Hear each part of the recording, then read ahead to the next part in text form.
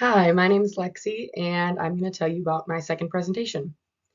So, growing up, I went to a private school, um, and therefore took a lot of religion classes throughout the years. One of the topics that was brought up when I was in high school was divorce rates of those who lived together before they were married and those who lived together until after they got married. Um, to this day, the statistics are shocking to me. We live in a society where cohabitation is acceptable and is actually the new norm. Part of me feels like it is wrong to do so, and I think that's because I'm a religious person. But society tells me that I'm not preparing myself enough for marriage, that I'm too trustworthy of people, that I'm old fashioned, and some even say I'm naive for thinking this way.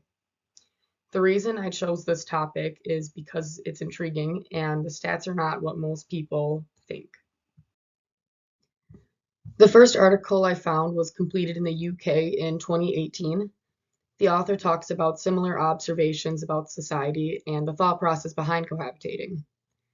Most people would think that living together before marriage would be helpful, as it is financially responsible, allows us to know the flaws of our partners, and to ensure living habits complement one another.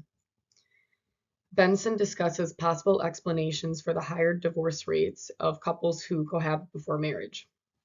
He discusses 3 points. So, selection, which is meaning those that cohabited were less religious and more liberal.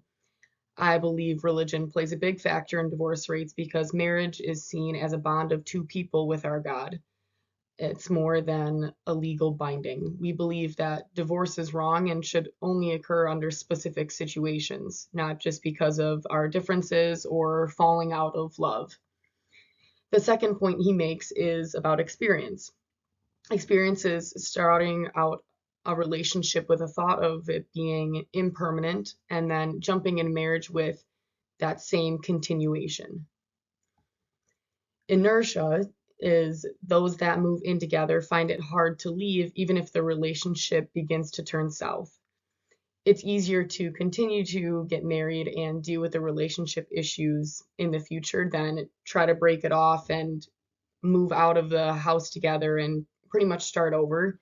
It's Most people just find it easier to continue to power through it, and then they have issues down the line with their marriage because of it. So this graph that I have shown, just a dot plot, and the red line shows those that cohabited with their husband or wife before they got married, and the blue line is those that waited until marriage before they moved in together.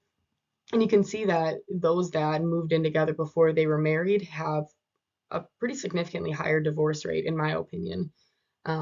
Where that blue line is still, like, you can tell it's a higher divorce rate than I would like, but lower than those that lived together before they were married. The next article dives into the why of moving in together before marriage and the divorce rates. So, from lowest to highest, this article showed that no cohabitating, people not living together until after they were married, had the lowest divorce rates. And then right above that would be living together right after you get engaged. And then next is cohabitating for the purpose of the test drive of the relationship to see if this is the right person for you, and checking all their flaws, making sure that every box is checked before you guys actually get married. And then the highest divorce rates are those that would cohabitate due to financial reasons, which I feel like is fairly significant, especially when you're younger. You don't have a lot of money. You don't have a full-time job. Housing is expensive. Apartments are expensive. So it's just easier to move in with somebody that you're in a relationship with to begin with. This graph that I have shown here is a bar graph. And again, it just shows percentages of living together before engagement and living together after you're married or after you're engaged. I mean, the stats, they don't lie. So obviously, all the articles that I researched for this, I only picked two of them, but every article that I looked at had very similar statistics, and all of them showed that moving in together after you're either engaged or married they all have a lower divorce rate than those that moved in together before both of those.